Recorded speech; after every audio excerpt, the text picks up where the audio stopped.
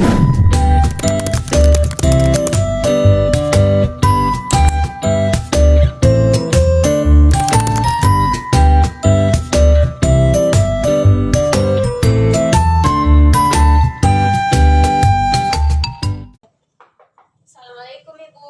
Waalaikumsalam. Silahkan masuk, silahkan duduk. Terima kasih Ibu. Selamat datang Kiara.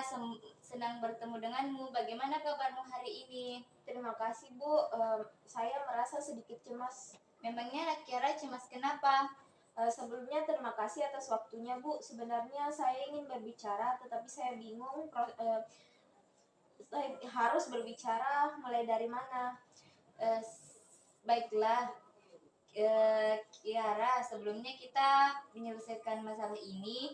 Apakah Kiara sudah pernah melakukan proses konseling sebelumnya? Tidak Bu. Baiklah, Ibu akan menjelaskan terlebih dahulu apa itu proses konseling.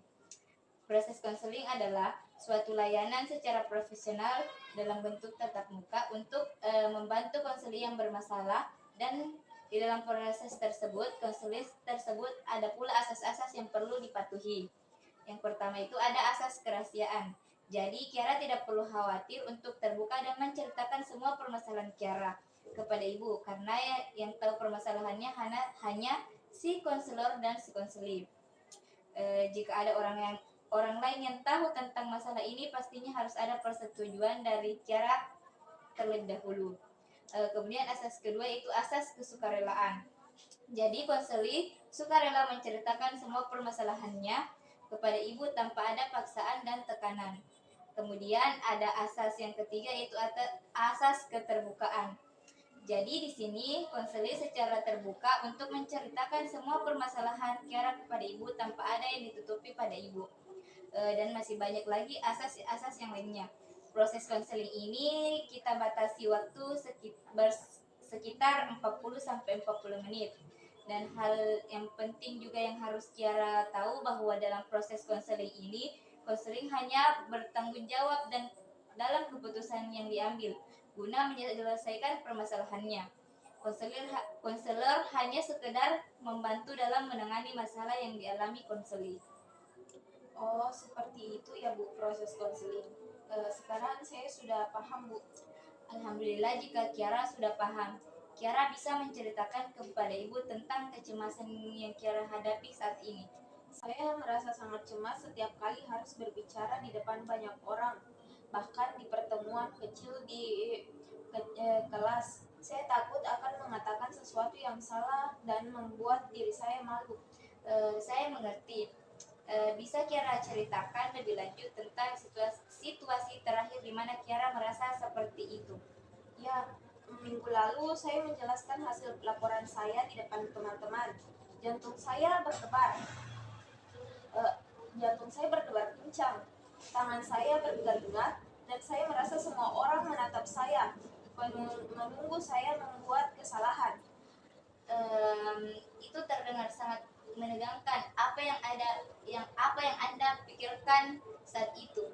Saya berpikir saya pasti akan membuat kesalahan besar dan semua orang akan menganggap saya bodoh. Terima kasih sudah berbagi cerita Kiara. Mari kita eksplorasi lebih lanjut pikiran tersebut. Apakah ada bukti yang konkret bahwa semua orang yang menganggap Anda bodoh jika Anda membuat kesalahan? Sebenarnya tidak ada bukti yang pasti. Kadang-kadang saya melihat orang lain juga membuat kesalahan, dan tidak ada yang menganggap mereka bodoh. Itu adalah pengamatan yang baik. Jadi apakah mungkin bahwa Anda mungkin terlalu keras pada diri sendiri? Ya, mungkin. Baik, mari kita coba tantang pikiran tersebut. Apakah ada cara lain untuk melihat situasi tersebut yang lebih realistis? Mungkin jika saya membuat kesalahan kecil, itu bukan akhir dunia. Mungkin orang lain tidak akan terlalu di depan umum. Tepat sekali. Dan apakah ada hal-hal yang bisa Anda lakukan untuk merasa lebih nyaman saat berbicara di depan umum? Mungkin saya bisa berlatih lebih banyak di rumah atau mencoba berbicara lebih sering dalam situasi sosial kecil untuk membangun kepercayaan diri. Itu ide yang sangat bagus. Mari kita buat rencana untuk itu. Bagaimana jika Anda mencoba berbicara dalam pertemuan kecil dengan teman atau keluarga minggu ini? Saya bisa mencobanya. Saya akan mencoba berbicara lebih banyak saat makan malam keluarga. Bagus sekali, dan saat Anda merasa cemas, cobalah untuk mengingat bahwa kesalahan kecil tidak akan membuat semua orang menganggap Anda bodoh. Apa yang bisa Anda katakan pada diri sendiri untuk mengingat hal itu? Saya bisa mengatakan, ini hanya kesalahan kecil dan semua orang membuat kesalahan. Ini tidak mengurangi nilai saya. Itu afirmasi yang sangat kuat. Saya ingin Anda mencatat perasaan Anda setelah mencoba berbicara lebih banyak minggu ini, dan kita akan mendiskusikannya pada sesi berikutnya. Kiara, kita sudah mendekati akhir sesi kita hari ini karena sudah mencapai waktu 40 sampai 45 menit. Bagaimana perasaan Kiara setelah diskusi konseling kali ini? Saya merasa sedikit lebih tenang dan lebih siap untuk mencoba berbicara lebih banyak. Saya senang mendengar itu. Kiara telah melakukan pekerjaan yang baik hari ini. Kita akan bertemu lagi minggu depan untuk melihat bagaimana kemajuan Kiara. Ada hal lain yang ingin Kiara bicarakan sebelum kita selesai? Tidak, itu saja untuk sekarang. Terima kasih banyak. Terima kasih juga Kiara. Saya menantikan untuk mendengar bagaimana perkembangan Kiara. Sampai jumpa minggu depan. Kalau begitu, saya kembali ke kelas dulu, Bu. Assalamualaikum. Waalaikumsalam. Baik, dalam sesi konseling tadi menggunakan teknik kognitif perilaku CBT. Karena dalam sesi konseling tadi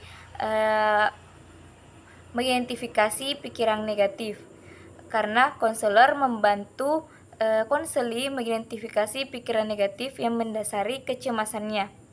Kemudian menantang pikiran negatif. Dalam sesi konseling tadi, konselor mengajak konseli untuk menilai kebenaran dari pikiran negatif tersebut dan membantu konseli mencari bukti yang mendukung atau menolak pikiran tersebut. Kemudian mengganti pikiran negatif dengan pikiran yang lebih realistis. Dalam sesi konseling tadi, konselor membantu klien bagaimana cara mengembangkan pikiran yang lebih realistis dan lebih positif. Kemudian pengembangan rencana aksi. Dalam sesi konseling tadi, konselor dan konseli bekerja sama untuk sama-sama mengembangkan strategi praktis yang bisa membantu konseli mengatasi masalah kecemasannya. Kemudian adapun evaluasi dan rencana tindak lanjut. Dalam sesi konseling tersebut, konselor mengevaluasi bagaimana perasaan klien bagaimana perasaan konseli setelah melakukan sesi konseling. Kemudian konselor tersebut merencanakan tindak lanjut untuk sesi konseling berikutnya.